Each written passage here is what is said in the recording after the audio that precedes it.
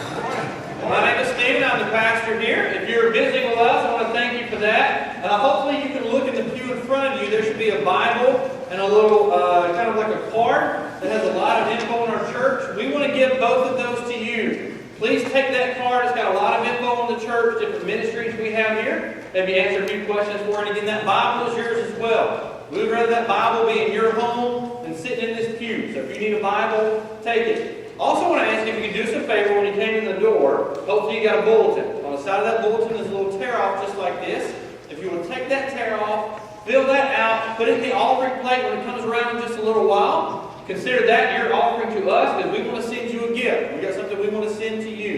So again, if you'll just fill that out, put it in the offering plate when it comes around here in a few minutes, we would appreciate that. We're going to get up and shake hands in just a second. As we do that, our kids are going to come up and they're going to share with you some of the songs and some of the things that they learned in Vacation Bible School this week. We have had a wonderful week. I want to invite you back tonight at 5 o'clock for kind of our closing rally, our closing night, and you can hear a lot of the different things that happened in Vacation Bible School this week. So adults, I want you to do me a favor. Find somebody you haven't talked to yet this morning. Introduce yourself. Tell them who you are. Tell them we're glad you're here. And as you do that, the kids are going to go ahead and come up. So let's do that. Let's welcome somebody this morning.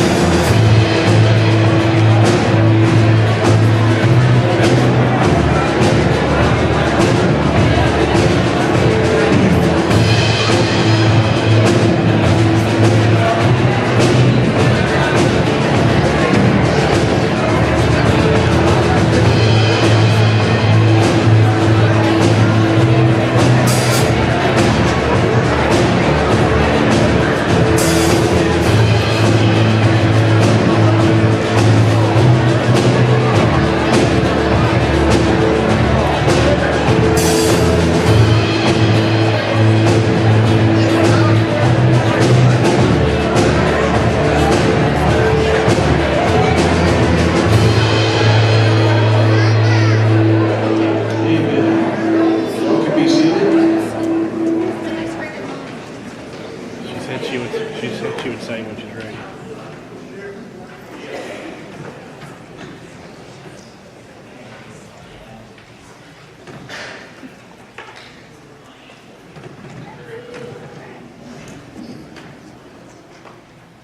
Okay, we're ready. Okay.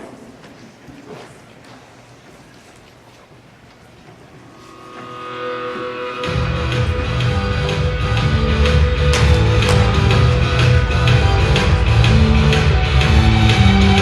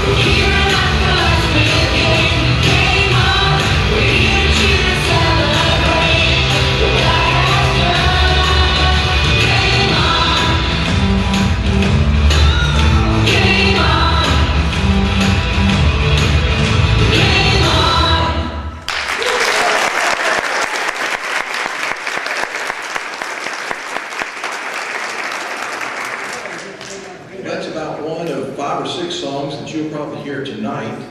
And the thing you didn't see was Josh doing the motions. But we've got a special treat for you tonight in video format. He didn't know I was standing right behind him. So we had a wonderful time, and it was exciting to see the energy that these kids have. And if you could bottle that, I'm going to read you a scripture. I'm not getting a text message. If you could bottle that, it would be worth a whole lot. It was exciting. It's exciting to see young people that age, kids that, you know, they're free. They are careless in terms of not caring what somebody's thinking about them or what we're doing in terms of somebody watching them or being, you know, like we get when we get older sometimes. But they're just free to worship. And, you know, God's word is very clear about that in Psalms 95. I love this verse. I'm going to read it to you. It says, "O come, let us sing unto the Lord. Let us make a joyful noise to the rock of our salvation." That's God's word telling us that. That's not somebody's opinion. That's his word telling us, come and worship me. Lift up my name. Let's do that now. Would you please stand and join us as we sing praises be to him.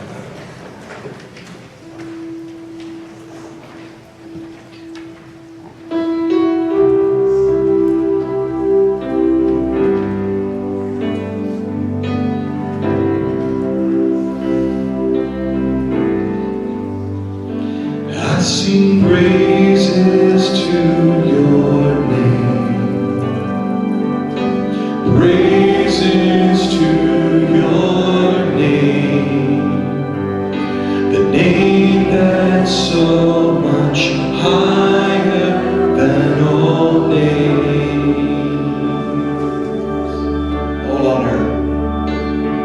All honor to your name. Honor to your name, the name that's so much greater than all names. Lift up his name. Be lifted up. Be lifted higher.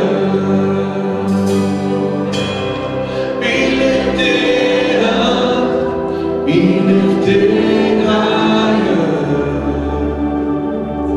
Sing it again.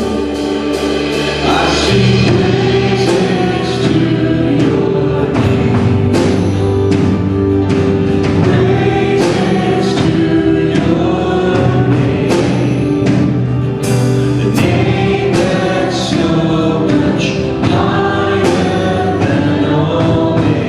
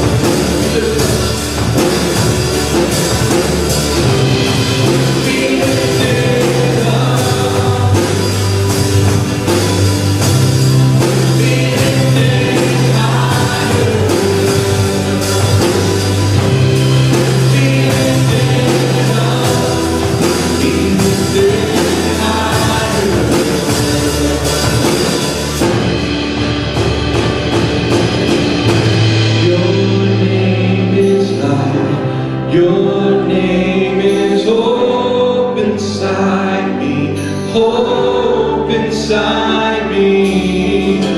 Your name is love, a love that always finds me, always finds me.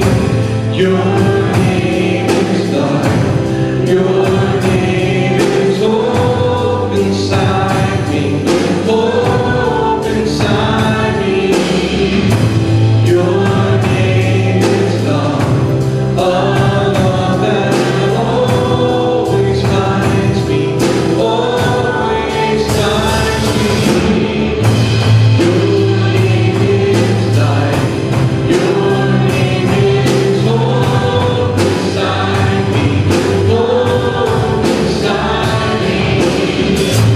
Your name is love. A love that always finds me. Always finds me.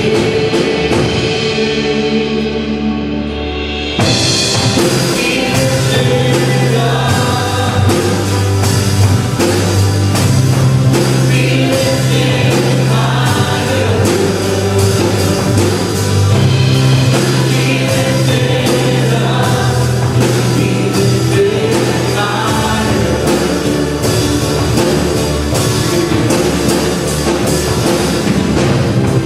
Be lifted up.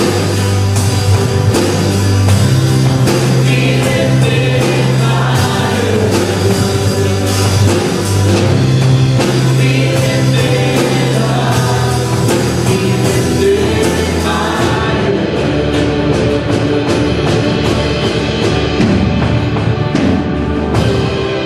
Be lifted up. Be lifted higher. Be lifted up. Be lifted higher.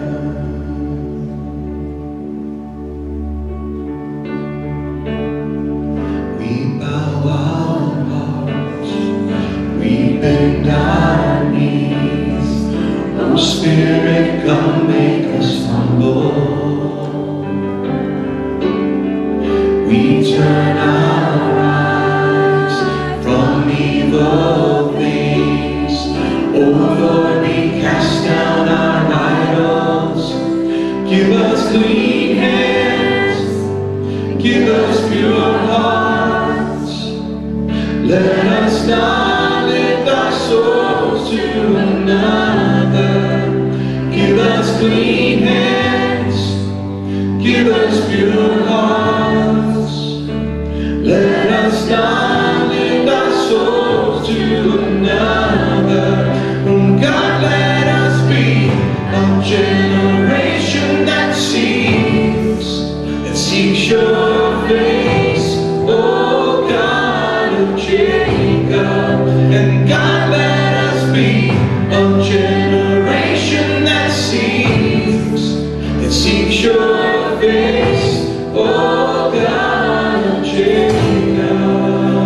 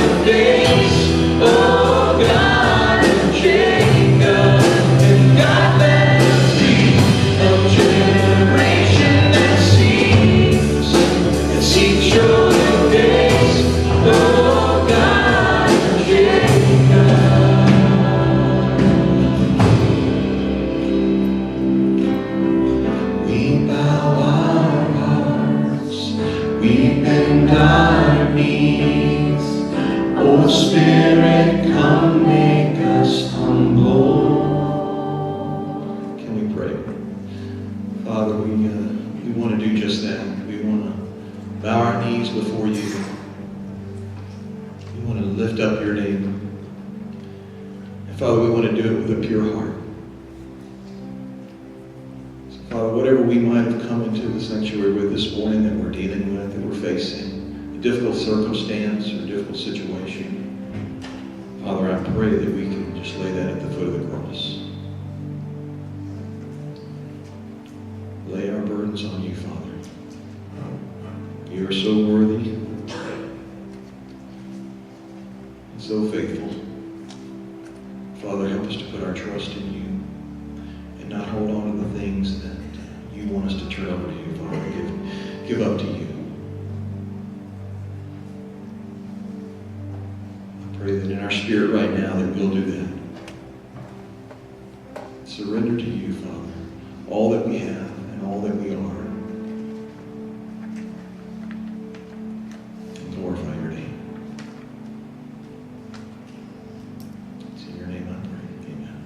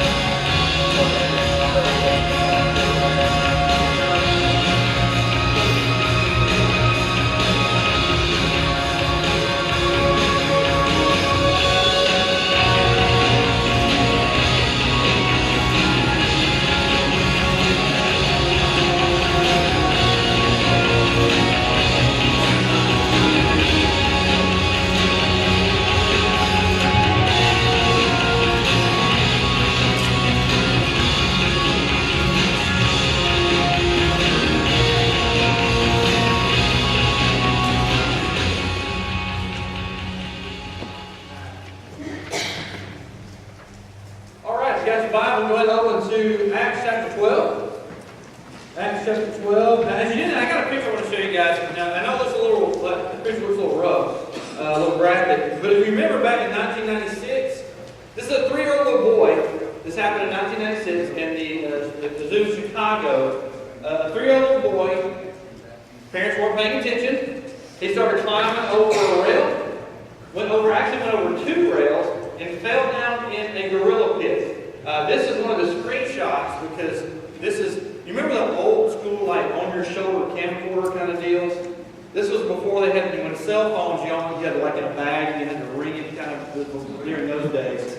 Somebody actually had one of those camcorders with them and caught a good bit of this on tape. And that gorilla right there is named Binti.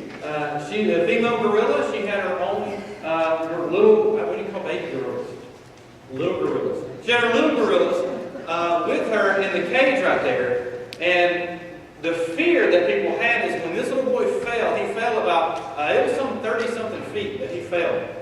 And he busted himself up a little bit. Long story short, he ended up being okay. He's fine now. He's a grown man with kids himself. But it was scary in the moment. Because when he fell, Binti started coming towards him. And if you remember the story, Binti didn't hurt him.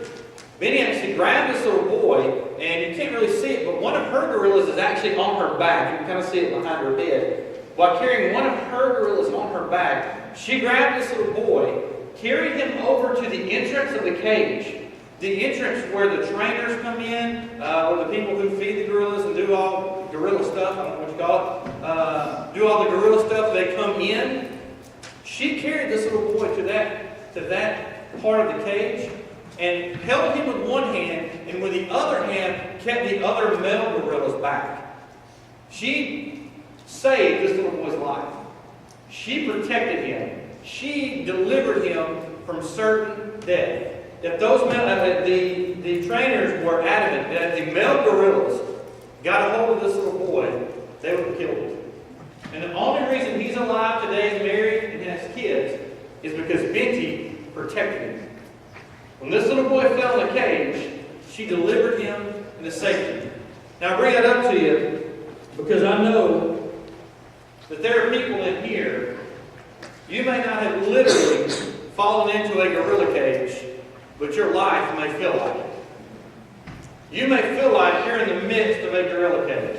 And I can promise you right now that there are people out there in your community that are part of your community, that are part of 35094, that live in Leeds and Irondale and Moody, people that you know whose lives right now, they feel like they've fallen in that gorilla cage. They feel like they're dealing with all the different things in life that seem like they trap us. Man, and they just feel like they need deliverance. And you're here this morning, and you may feel like you just need to be delivered. You're waiting on that binky to come grab you and carry you to the gate so somebody can take care of you. So somebody can help get you out of that moment. Well, that's exactly where we are right here in Acts chapter 12. That's exactly where we find the church. Man, we've seen the church prospering. We've seen the church growing. We've seen the church spreading. And now Herod is about to bring some persecution, about to bring some hard times down upon the church. We're about to see Peter get put in jail. They need deliverance. And if there's one thing I want you to leave with this morning is a clear understanding that we serve a God that still delivers. Okay? It's not just stories of 2,000 years ago. It's not just stories of some old church in a land far, far away. That we serve a God that today He still delivers His people. Now, if you got your bulletin, you can follow along with me. The question we're going to answer is, how does He do that? What does that look like? What does God's deliverance look like? Because sometimes we need to see it. We need to understand it. We need to be able to recognize it. And that's what the text in Acts chapter 12 gives us. It gives us this clue, this vision of what God's deliverance is going to look like when you find yourself in the middle of that cage. Because listen, we've talked about problems, haven't we? We've talked about issues, we've talked about pains, and there are 3 stages in life.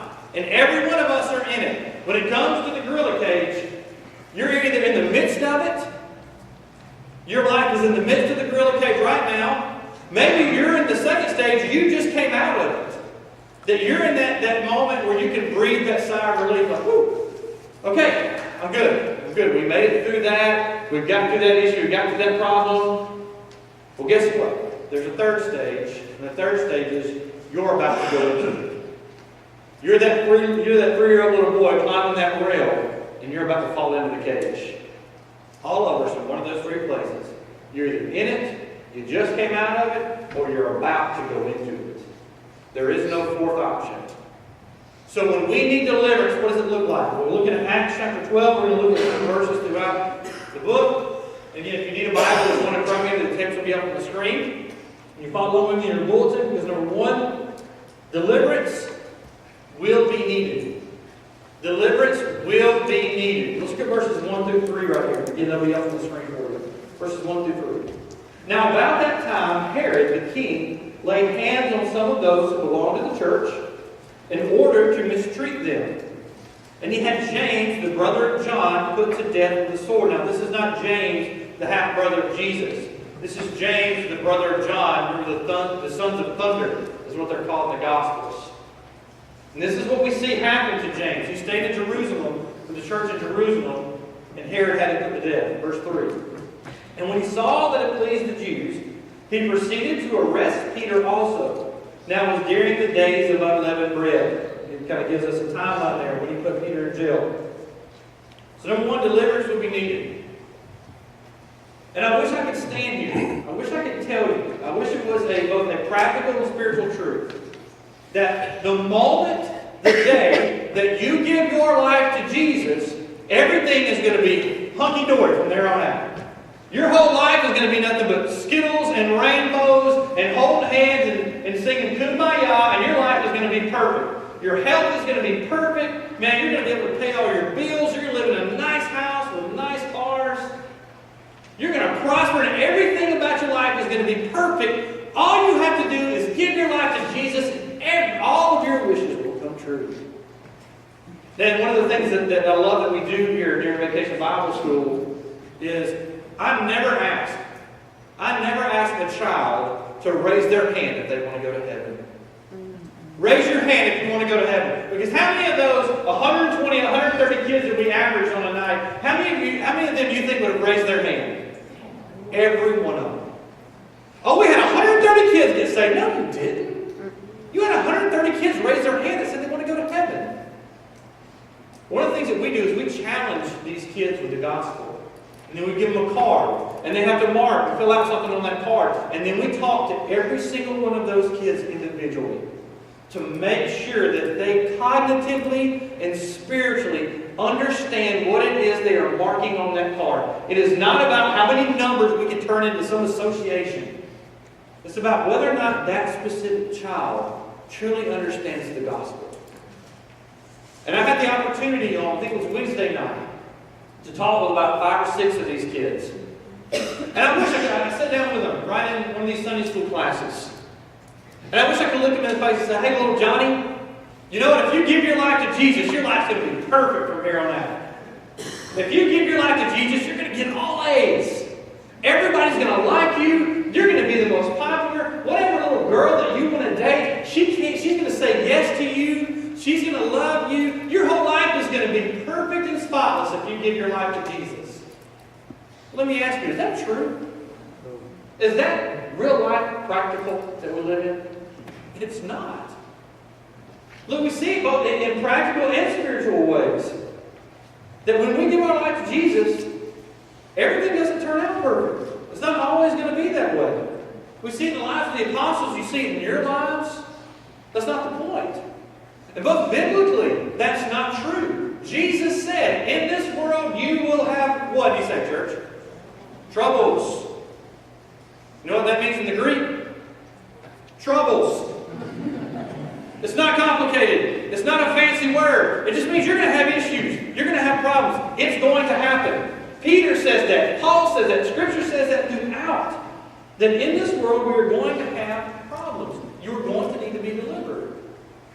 Now, yes, I do understand that we have been delivered spiritually. And that's what we talk about with those kids, just to make sure they understand that. And then it's between those children and their parents to really discover where they are and what they understand. Yes, we have been delivered spiritually. We have been given forgiveness and grace and mercy beyond anything that we can understand or fathom. But that does not translate into a perfect life physically. We're going to have to deal with issues. You're going to have to deal with bad health. You're going to have to deal with things like broken relationships, broken marriages, broken relationships between parents and children, and issues at work. And you're going to have to deal with death in your family and death in your friends. When we lost a wonderful, wonderful member of this community this past weekend, a guy named Dennis. Man, I said, I've known him. Dennis has known me since I was a little kid. He went to school with my brother. And man, when somebody like Dennis passes away, you ask why. And the way he passed away, and what he had to go through before he passed away. It teaches us that, listen, you're going to have issues. You're going to have problems. And the church is experiencing this. Out on our info table, there's a sheet. I want to show it to you because I want to encourage you to grab it. There's a sheet that looks just like this. Because see, our troubles, our problems tend to be more personal things. Tend to look things like money and health and things kind of circulating around that. Do you know there are people in churches today that if they get called in church, and I've shared this with you before, and guys, this is not hyperbole, they will literally watch their family be murdered in front of them before they get killed. And it's very public, and it's very open, because it's very much meant to be a deterrent for the rest of the community. There's a sheet on the info table, just like this. I want to encourage you to take it home with you, because it breaks down some of the countries where the church is being persecuted, where churches are being destroyed and set on fire, and people are literally being crucified and then set on fire for following Jesus. You can imagine what it kind of fits with what's happening today in our culture. The number one country on this list is North Korea. I pray for our president, pray for the things that are happening, that it can help in that situation. North Korea, Somalia, Afghanistan, Pakistan, Sudan, Syria, Iraq, Yemen, Libya, India, Vietnam. All these nations are on here. I want to encourage you to take this grab one of these, take it home with you, so you can pray for the church in those areas. Because I can guarantee you the folks in those churches, their biggest worry isn't where they're going to have lunch after church today. Their biggest worry isn't, man, am I going to be able to get home tonight and catch my favorite TV show? Or am I going to have the DVR and watch it with everything else on my DVR? Their issue is, am I going to make it home alive? Are my children going to make it home alive today from worshiping Jesus? We need to be praying for those. It's another reason that we spend so much time talking about our international missionaries, talking about Lottie Moon and Annie Armstrong and all those things. And we watch all those videos of the different missionaries and what they're doing because it is real life stuff. Because one of the first things that we have to understand, that we need to come to an understanding of, is that deliverance will be needed. There's going to come a time, there's going to come a purpose in all of our lives where you're going to need deliverance. But here's the beauty. Number two, deliverance is often unexpected. Deliverance is often unexpected. Jesus never promised us that He was going to leave us on our own to deal with this. If you look at verses 9 through 11, we're going to read here in just a second. What we see is Peter in jail. Peter's been put in prison specifically for loving Jesus, for serving Jesus. That's why he's in jail. And Peter's in jail, and he is chained up, and he is surrounded by guards. It says there are guards on either side of Peter, and there are guards outside the gate of Peter. They've done everything they can to make sure Peter doesn't escape. So what does God do? He smiles and He laughs at human error. He smiles and He laughs at human plans. God sends an angel. So the angel comes and wakes Peter up and says, hey, Peter, come on. The chains fall off. All the guards just happen to fall asleep in that moment and not wake up. They begin to leave and walk out of the jail. And this is where we get verse 9. Look at verse 9 through 11. And he went out and continued to follow, talking about Peter. And he did not know that what was being done by the angel was real, but thought he was seeing a vision. And when they had passed the first and second guard, they came to the iron gate that led into the city, which opened for them by itself. And they went out and went along one street, and immediately the angel departed from him. And I love verse 11.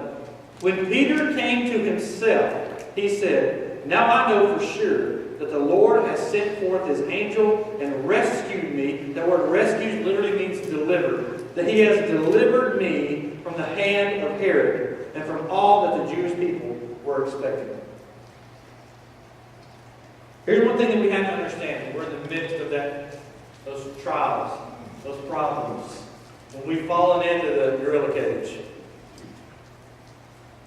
God delivers how and when He best sees fit. God will deliver us how and when He best sees fit. Even though you may come up with a miraculous plan, you may have all the A, B's, and C's of how you can get out of that problem. And we love to do that, especially guys, don't we? Man, we love to plan. We love to figure it out and say, God, okay, God, I have this issue. Let's say I have an issue at work.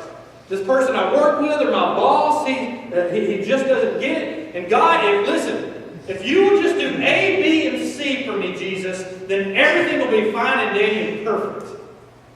I just need you to do my plan for me. But I think God sometimes just looks at that and just laughs.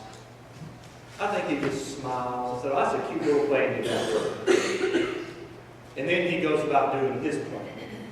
He goes about doing what He knows what is right and best to deliver us from that situation. Again, look at what's happening with Peter. Peter's in prison in verse 9. It says he thinks he's seeing a vision. He's not even sure that what he's seeing is really happening. He thinks it's a dream, that he's in the midst of a dream. Well, like in verse 11, it says, then Peter came to himself. That phrase literally means he came to his senses. He came to his senses. He realized this is real. This is really happening. But I'm not dreaming this. See, Peter didn't expect God's deliverance this way. Because let me ask you, when John the Baptist was in jail, did God miraculously deliver John the Baptist from prison? He didn't. What happened to John the Baptist? He had his head cut off. Just a matter of days before this, the text tells us. What happened to James, the brother of John, one of the original disciples? What happened to him? He was murdered by the sword.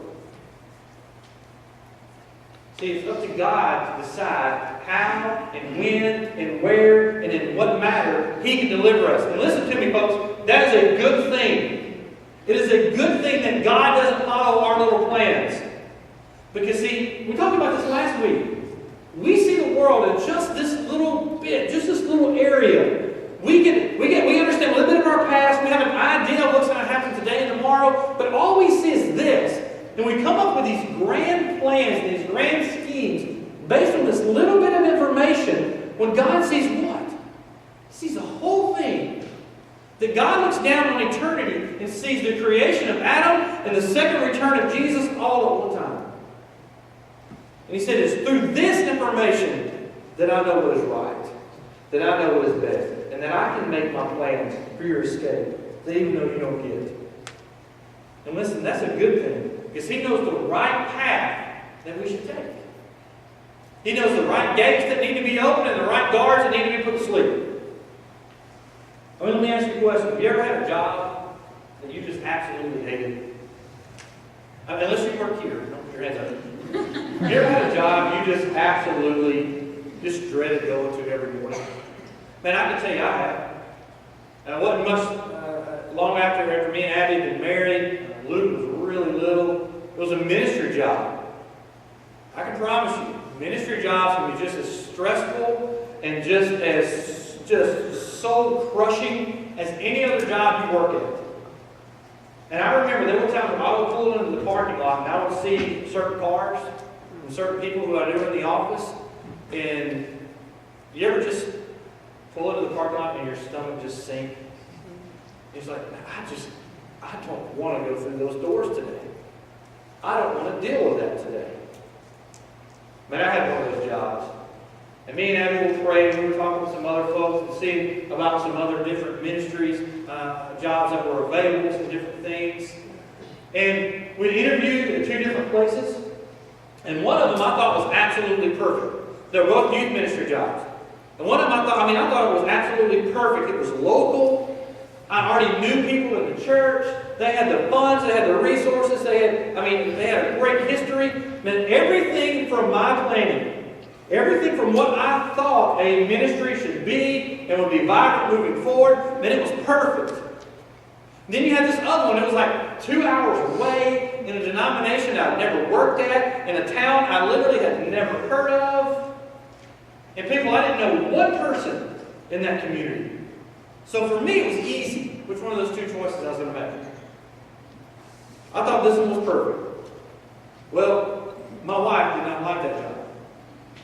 She did not feel comfortable with that job. She felt more comfortable in the other job. In a town where I'd never been before, in a denomination I'd never worked at, doing a job I wasn't exactly sure what I was going to be doing. But see, the other one made sense to me. Well, if you're married in here, if you're young guys who are about to get married, listen to your wives. Listen. Because I'll give her credit. I will give me credit too. I did listen to her. Didn't take the job I wanted. We took the other one and absolutely loved it. And absolutely spent years in this church. Built great relationships. Got to know some wonderful people. That job helped me grow as a human being as much as any other job I've ever had. And the job that I thought was perfect, the job that I thought was great, the guy who took it instead of me worked there 6 months and he quit. The next guy came in behind him, worked there less than a year, and he quit. And I knew the first guy, he said it was one of the most miserable places he's ever worked. You see, according to my plan, it was perfect. According to my plan, everything fit. But I'm glad that the Holy Spirit talked to my wife, and I'm glad I listened to her. Because He sent us another way. Completely unexpected. Completely out of what we thought. But here's the thing. Here's the reason I share this. We have to be very careful when we give God our awesome escape plans. You can come up with the greatest plan in the world. You can come up with every A, B, and C you need to get out of that gorilla cage. Everything on the surface looks great, but in the reality is, God knows better. God is sovereign, not you. God is all-knowing, not you. God is all-loving, not you. God is all-forgiving, not you. God is all-merciful, not you. Who do you think is better qualified to bring us deliverance? Ourselves or the Lord? See, what we have to understand is many times God is going to bring deliverance in a way that is unseen. It's unthought of. It's unexpected. We don't know what's coming. And it's for one particular reason. So that Jesus gets the glory, not you. So that Jesus becomes famous, not you. So that people can see Jesus in your deliverance and not you. Deliverance is often unexpected. Now brings us to our last one more. Just hang with me for one more. Deliverance, many times, is brought through judgment. Is brought as judgment. Look at verses 21 through 24. 21 through 24. Very end of the chapter. And on an appointed day, Herod, having put on his royal apparel, took his seat on the rostrum, and began delivering an address to the people. And the people kept crying out, "This is the voice of a God and not of a man." And immediately an angel of the Lord struck him, because he did not give glory to the Lord, and he was eaten by worms and died. I love verse 24. But the word of the Lord continued and grew and began to multiply. See, God's deliverance is not only unexpected at times, it can also be very final. It can also have that point where it comes to an end. Look at verses 20 through 25 right here at the end of chapter 12. We see Herod throwing this big party. Now this is Herod, who is the great-grandson of Herod that we see in Matthew. The Herod who existed called Herod the Great, who was around when Jesus was born and declared that all of the little Jewish boys would be murdered. This is his great-grandson. Excuse me, just his grandson. And he gets all the people together, and he puts on all the stuff, and he's having this big party. And it says he sits down on the rostrum. You know what rostrum is? That is the title of what's called the judgment seat. I don't know if you realize where he was sitting. But he was sitting on the judgment seat. And the verses say that he begins to give this great speech. He begins to give this great oracle to the people. And what do the people start chanting back to him? That this is the voice of God and not a man. That this is the voice of God with a little g. This is not the voice of a man. And it is in that moment what happens.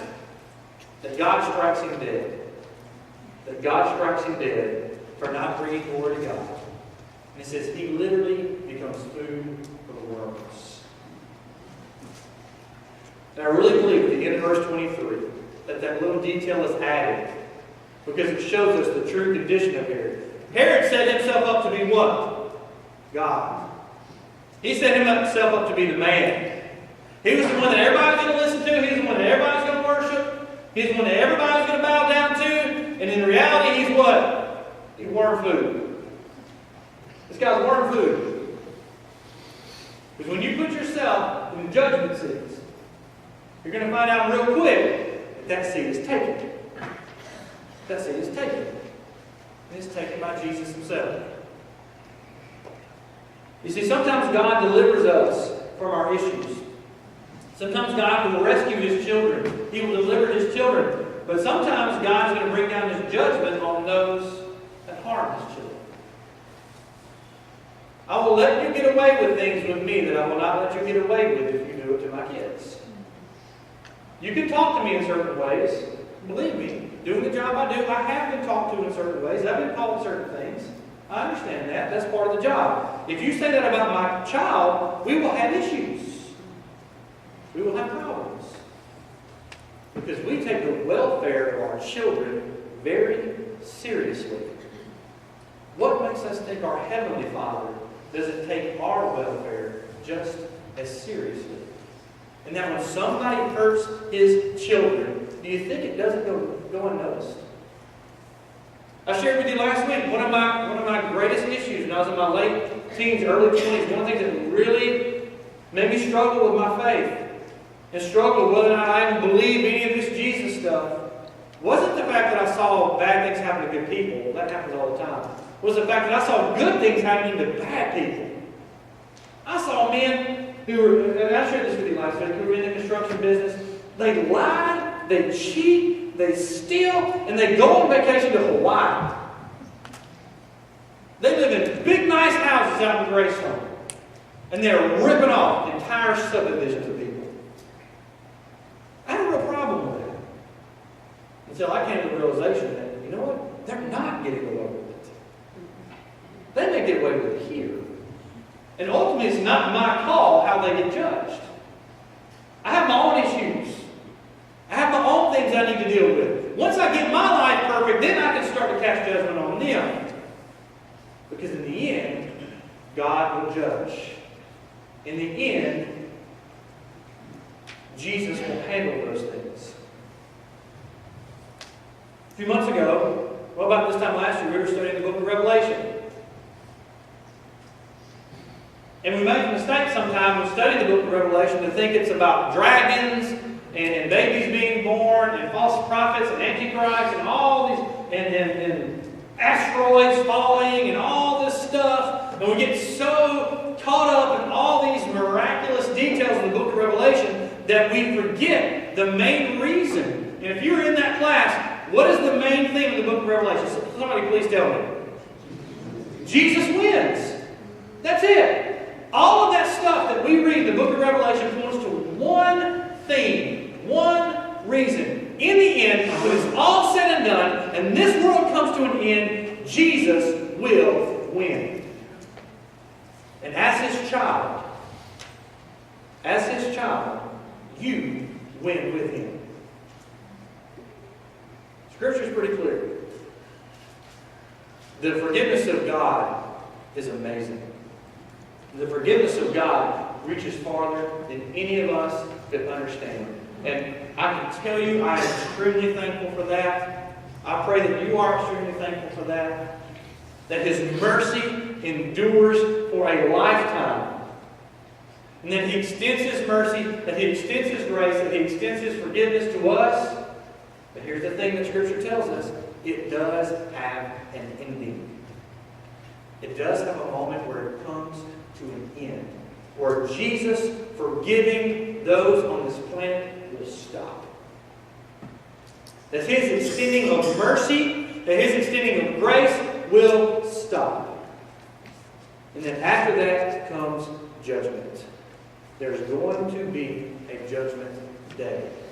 Those men who I saw some 20 plus years ago ripping off all those people will pay for that. But I don't get to make that call. I have to deal with my own stuff. My own things I have to be forgiven for. But it will come to an end. In the end, Jesus wins. In the end, deliverance for you and me will come through the judgment of Jesus. And listen to me, that is a positive thing. I know that sounds negative. It's got a negative connotation, doesn't it? That deliverance comes through judgment? That we should worry about judgment? You ever had to go to court? You ever had to go to traffic court? You ever had to face a judge? How many of you get excited to go do that? Hey, I get to go to court today. I'm excited. I get to go face the judge today. I'm looking forward to this. You know, when it comes to eternity, it is something that we get to be excited about. When it comes to eternity, that is something that we get to celebrate and we sing and we praise Jesus, because when we get to face the judge, you know what? He looks down at His child and He says, "Well done, good and faithful servant. You shall be with me in paradise." See, that's something to celebrate. That's something to get excited about. We can let a little bit of the Pentecostal stuff go in here and be excited about the fact that, we get to meet with Jesus face to face. That He gets to declare us innocent. That He gets to declare us delivered. He gets to declare us rescued. And we get to spend all of eternity with Him. I was speaking with one young man, I can't believe he was a second grader, but he's a second grader. Some of the questions that he was asking were beyond what second graders could understand. And he was asking me about how time works. And how time works in heaven, and how we can be in heaven and yet be constrained by time, and all, I mean, just really deep theological, philosophical questions. You can see his little wheels turning. And we had this great conversation that when you're in heaven, we had to forget this concept of time, that you just are. You weren't there for 50 years and you still got this many years left. None of that exists here. But in eternity with Him, when we've been delivered and we've been rescued, you just are. I don't know if our minds can really grasp that. Because listen, I've got a clock right there. I know I've got 3 minutes left and I've got to wrap this thing up. We are surrounded by time. Everything we do is dictated by time. What time we get up in the morning, what time we go to bed at night, when we watch the news, when we miss. Everything is dictated by time.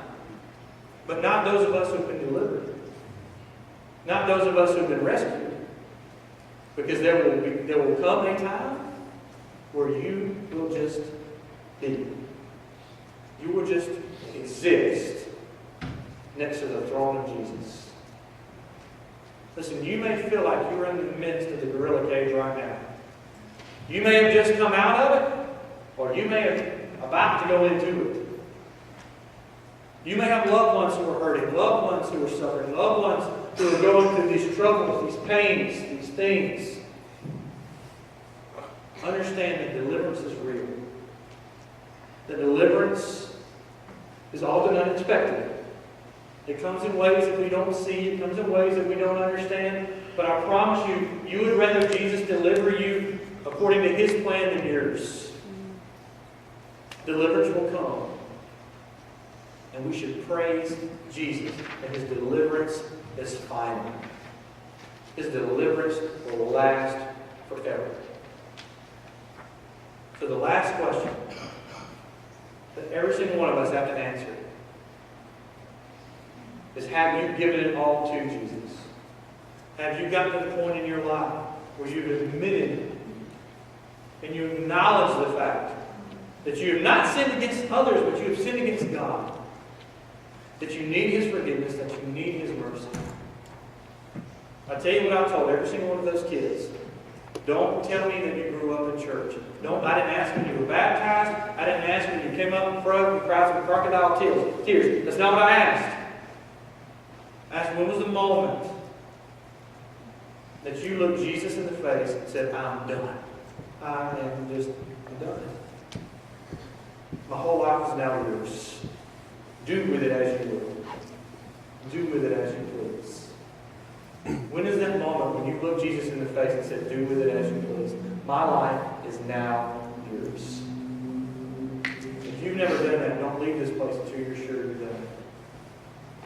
Maybe you've done that, but you're in the midst of troubles, you're in the midst of tribulation, you need some deliverance. Man, I'd love to pray with you. I'd love to get you connected with some other folks in here who can pray with you, that can help you through that. We exist as a church to serve our families and to serve the community. If we are not helping people get out of the cage, then we are not doing our job. We exist to make people's lives better. And if you're in the midst of that cage, please come. Let me know. Talk to me. And we can get you connected and we can figure out something we can do to get you out of that cage. Because ultimately, we're going to go to Jesus. And let Jesus work His unexpected plan in our lives. To make everything we do and everything we say ultimately be about the glory and the honor of Jesus. Let's pray.